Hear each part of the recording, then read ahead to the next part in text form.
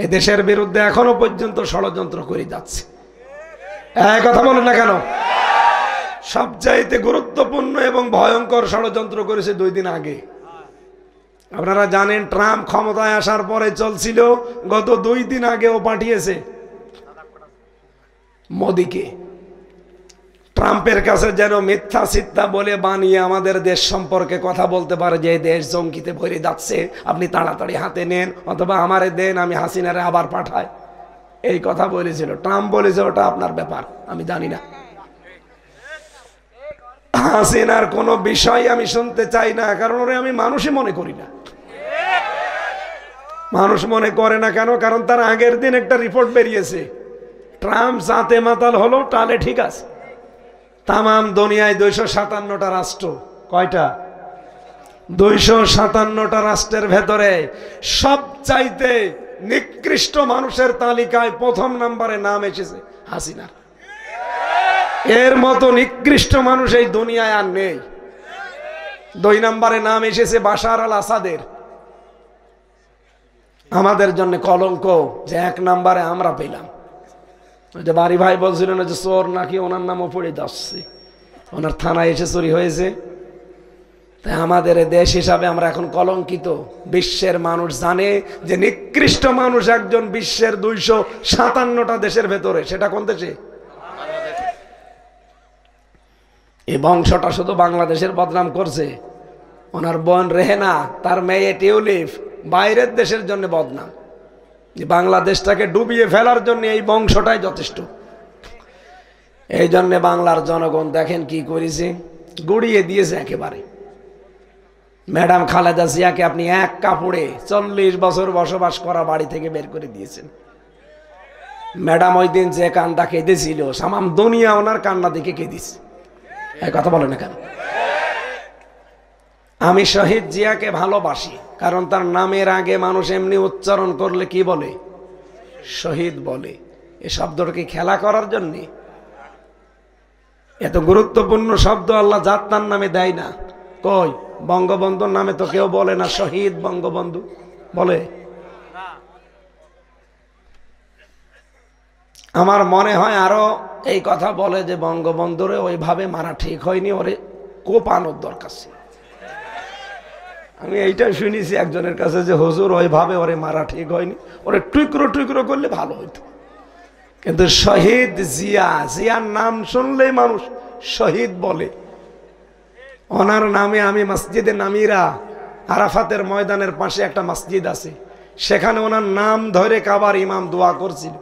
আমি ওই সময় হজে ছিলাম। বলেছিল শহীদ জিয়াউর রহমান। এর বাংলাটা বলছি, আরবিতে উনি দোয়া এটা করছিল। বাংলা অর্থ এই যে আরাফাতের ময়দানে লক্ষ লক্ষ নিম গাছ লাগিয়েছে এই লোকটা, হাজার হাজার মানুষ তার ছায়া পায়। আল্লাহ তুমি শহীদ জিয়াউর রহমানের মাথার উপরে তোমার আরাফাতের মতো কুদরতের ছায়া দিয়ে ঢেকে রাখো।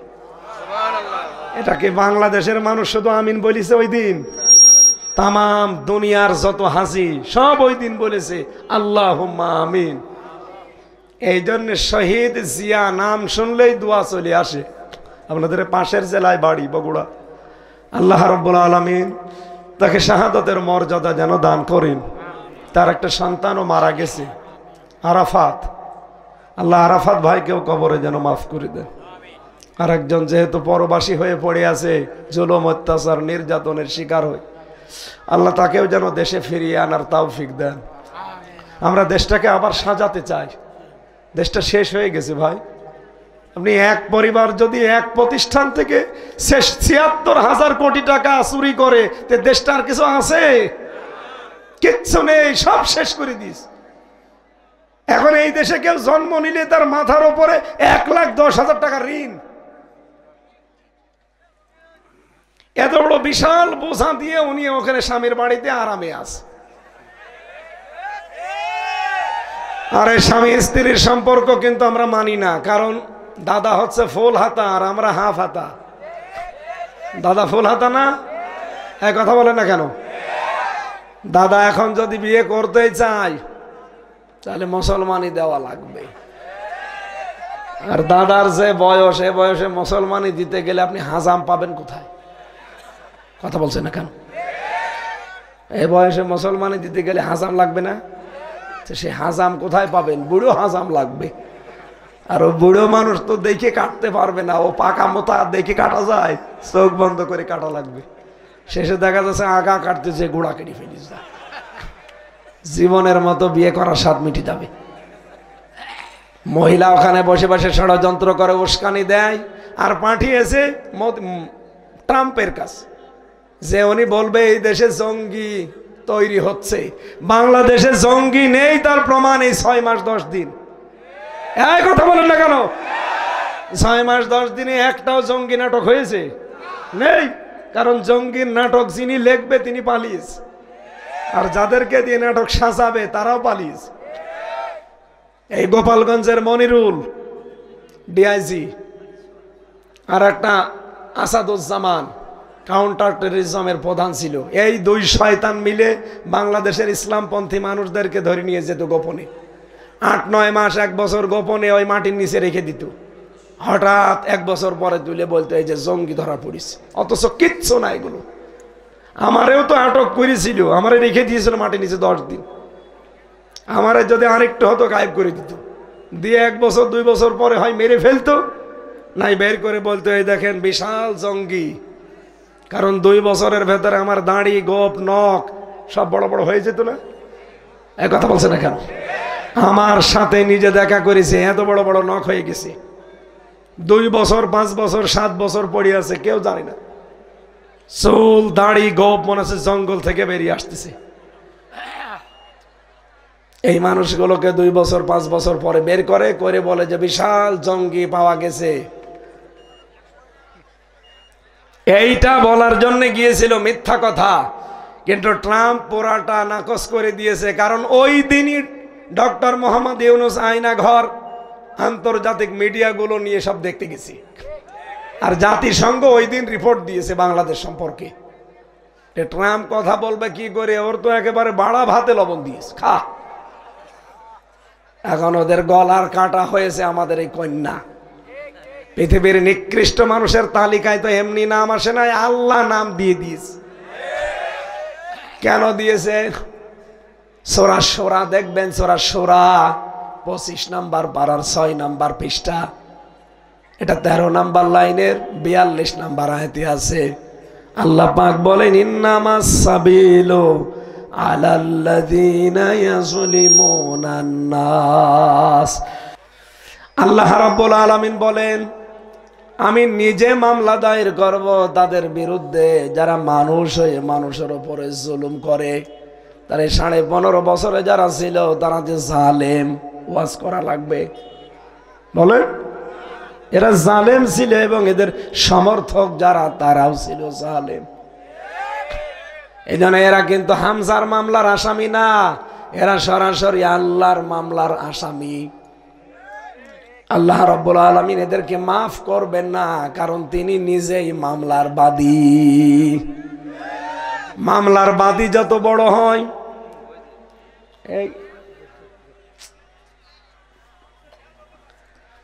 মামলার বাদী যত বড় হয় দেখবেন মামলাটা তত জটিল হয়, কঠিন হয়।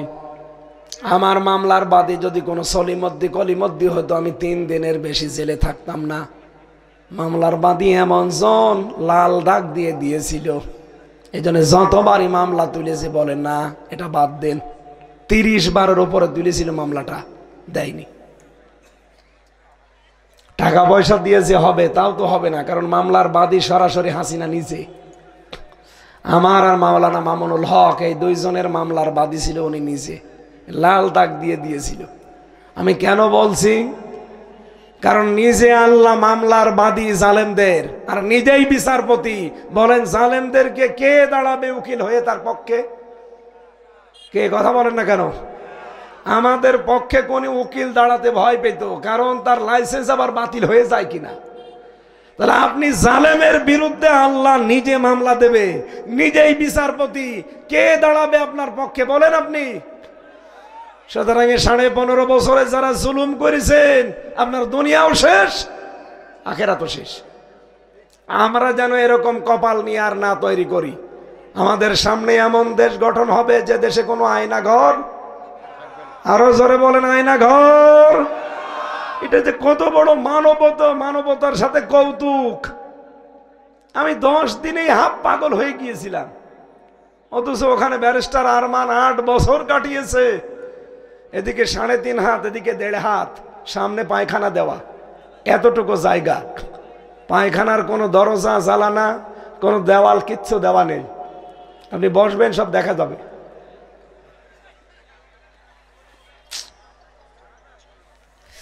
দেড় মিনিট তাও সময় দেয়, 1.5 মিনিট থেকে 2 মিনিট টয়লেট করার জন্য, এর ভেতরে বের হওয়া লাগবে।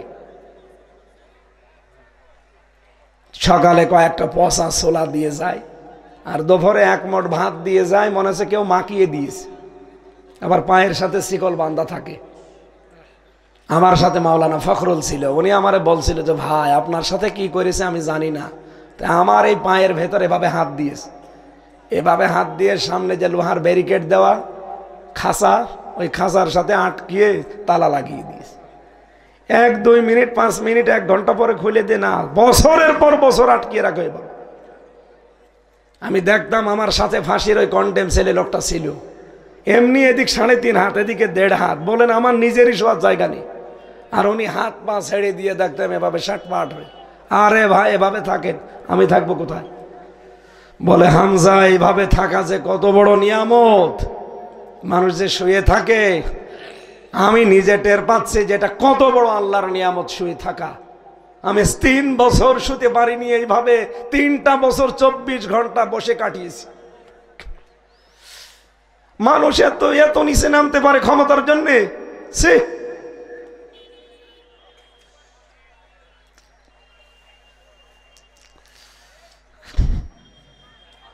আমার আগে যারা নিয়ে গেল, তার নখগুলো যখন তুলে নিয়ে আসলো, এরপরে নিয়ে গেল আমারে।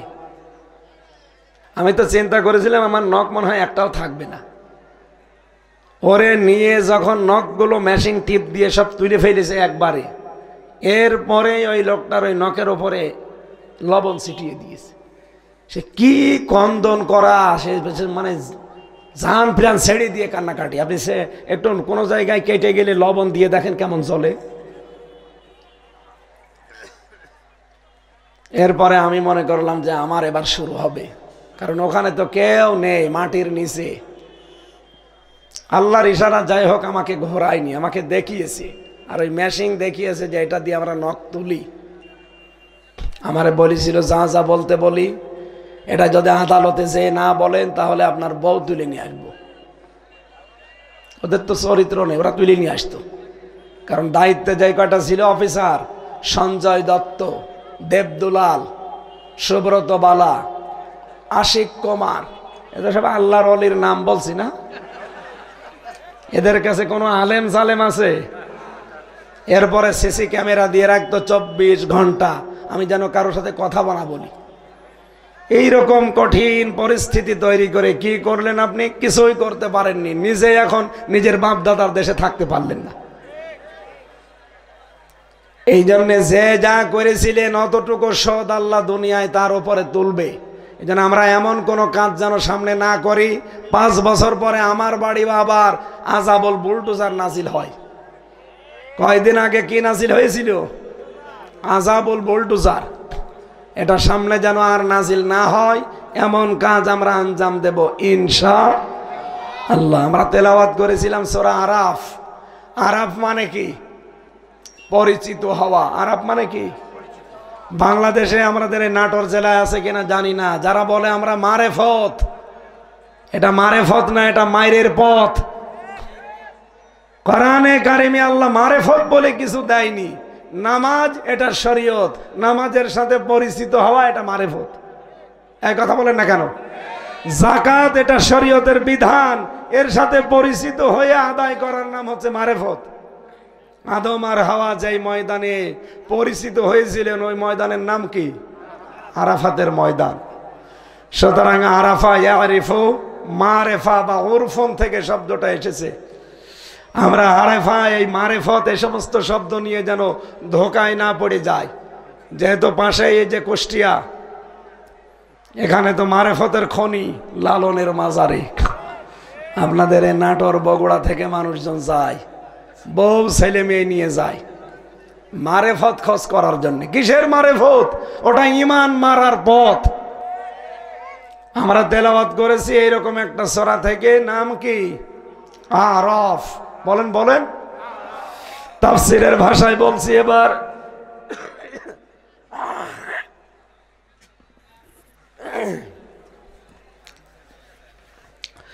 কিয়ামতের ময়দানে রব্বুল আলামিন আরাফ নামে একটা প্রাচীর বানাবেন।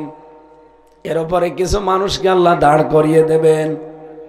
এরা জান্নাতেও যাবে না, জাহান্নামেও যাবে না।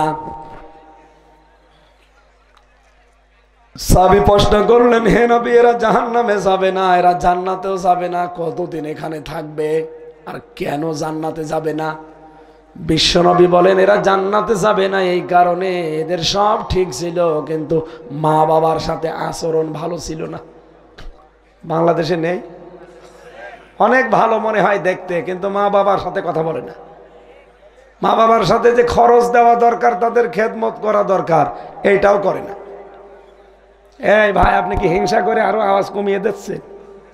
জীবনে আপনার মাইক কেউ নেবে না, কেন আওয়াজ হয় না কেন? আমি তো জোরে একেবারে কম জোর দিচ্ছি না, আমার তো কণ্ঠ ব্যথা হয়ে যাচ্ছে। এই যে এটার আওয়াজ দিতে পারেন না? এই বক্সের আওয়াজ আছে? কই আওয়াজ কই? লোড নিতে পারবে কি করে? রওশনের সাথে হয়ে গেছে। রওশনের সাথে যে অবস্থা, একে কিছু হবে? সেই রকম মাইক দিয়েছেন আপনারা, এই সেংড়ায় আমি আর আসবো না। আগামী অনুষ্ঠানে যদি কাউকে আমাকে নিয়ে আসেন কোনো জেলায়, আমি সাইদি সাহেবের মতো নিয়ম করে দিয়েছি, রাত 9:30 10টায় মাহফিল যেন শেষ হয়ে যায়। যদি পারেন এই নিয়ম নিয়ে আনবেন, না হলে আমার দাওয়াত দেওয়ার দরকার নেই। খালি বাড়ি ভাইয়ের মুখের দিকে তাকিয়ে আমি এখনো জেগে আছি, আমার এখন ঘুমিয়ে পড়ার কথা। 3টা বছরে জালেমরা এমন কোনো অত্যাচার নেই, টর্চার নেই আমার শরীরে করে নাই। মাথার চুল থেকে পা পর্যন্ত 1 ইঞ্চি জায়গা ফাঁকা নেই। আমার জামা কাপড় আমি খুলতে পারি না, খোলা পড়ে আছে। এই যে দেখছেন না কিরকম লাগছে, রেস্টে থাকার দরকার আমার। ডাক্তাররা বলেছে মুখে টেপ মেরে রাখবেন, কিছু চাইলে লিখে দেবেন। এরপরেও 2টা 3টা করে অনুষ্ঠান প্রতিদিন। আপনাদের শুধু এই দাওয়াত নেওয়া আছে বলে আশা লাগছে। এই দাওয়াতটা অনেক আগে নেওয়া। আজকে না আসলে বাড়ি ভাইকে আপনারা গালি দিতেন। গালি দিতেন না? বলতো না একটা সিটার বাটপার। অথচ আমি তো পারছি না, জালেমরা আমার সব শেষ করে দিয়েছে। আপনারা এখন আয়না ঘরে চেয়ার দেখতে পান, ওটা কারেন্টের শর্ট দেওয়া চেয়ার, ওটা দিলে এভাবে লাফায়। আর আমি মিনি আয়না ঘরে যেখানে ছিলাম 10 দিন, ওই চেয়ারে বসালে ওটা লাফায় না, ওটা ঘরে। হাতের সাথে পায়ের সাথে ওরা ক্লিপ আটকিয়ে দেয়, এই গলার সাথে ওরা বেল্ট আটকিয়ে দেয়, বেল্ট। একটা সুইচ টিপ দেয়, এক টিপে আপনি 120 বার ঘুরবেন। 1 মিনিটে যদি 120 বার ঘোরেন, আপনার মাথা ঠিক থাকবে? কিছুক্ষণ পরে দেখবেন আমি 2-3টা দুনিয়া দেখতে পাচ্ছি। এমন ম্যাশিং সেট করা হাতের সাথে পায়ের সাথে, শুধু এসে ম্যাশিংটা এরকম টিপ মারবে, আপনার আঙ্গুলগুলোর এই নখ সব খুলে চলে আসবে। নখ খুলে নিলে ফিনকি দিয়ে রক্ত বের হয় না? তখন ওর উপরে লবণ ছিটিয়ে দেয়। এই ছিল আমার উপরে শাস্তি। 11 ঘন্টা মাজায় দড়ি লাগিয়ে টাঙিয়ে রেখেছি। আমি যে কথা বলতে পারছি, এটা আল্লাহর শুকরিয়া। আমার সামনে কত মানুষ মরে গেছে, বের করে নিয়ে চলে গেছে। আমি তো ভাবিও না যে আমি আবার বাইরে যাব। এখন আমার যে চলছে এটা বোনাস লাইফ। না, মাইক আমার মন মতো হচ্ছে না। টন ঠিক করে নাই, আওয়াজ বাড়িয়ে দেন।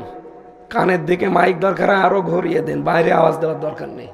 এমনি গলা বসে গেছে, জোরে চাপ দিলে আর কথা বলতে পারবো না।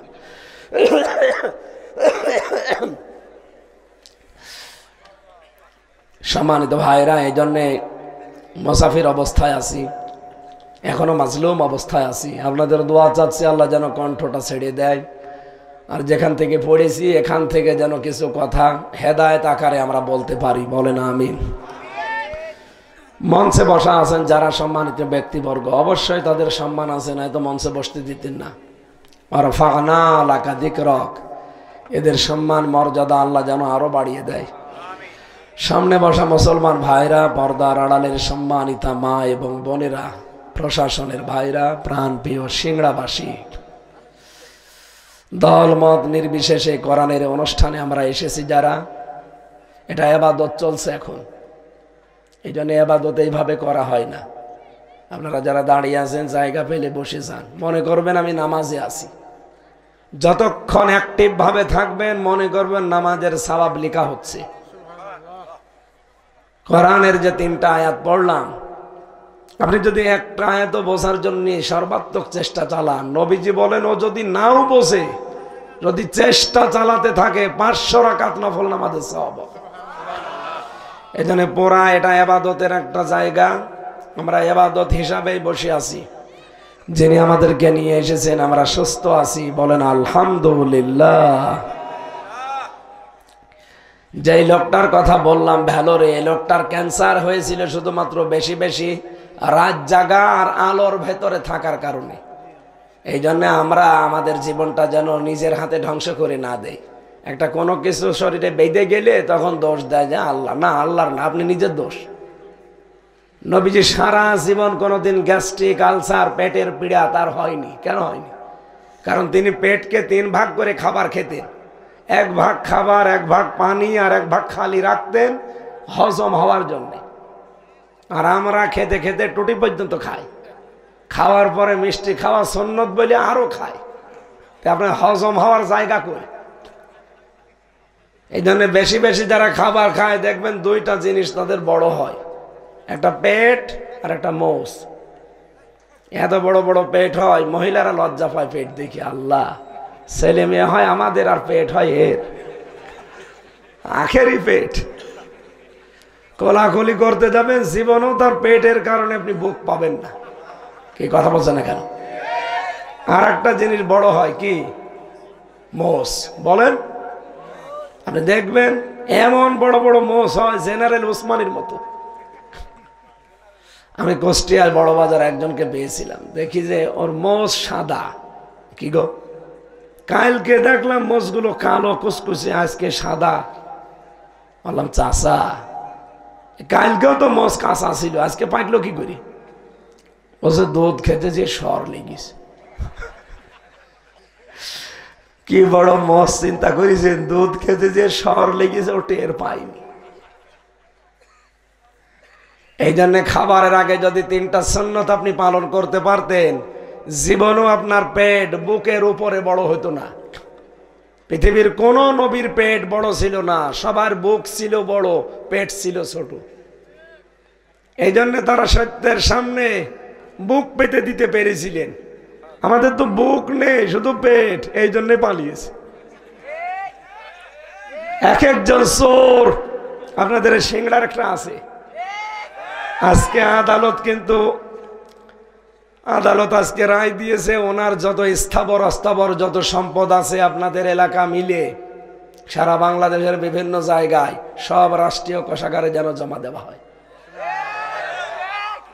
সুবহানাল্লাহ, ঠিকই বলিস।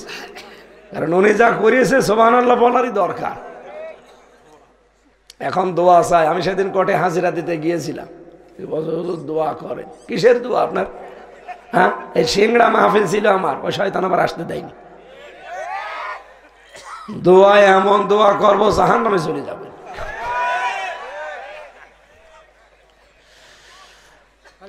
এই যে পাবনা পাশের জেলা, নাটোরের পরে পাবনা না, রূপপুর, যে পারমাণবিক কেন্দ্র হয়েছে, এখান থেকে ৭৬,০০০ কোটি টাকা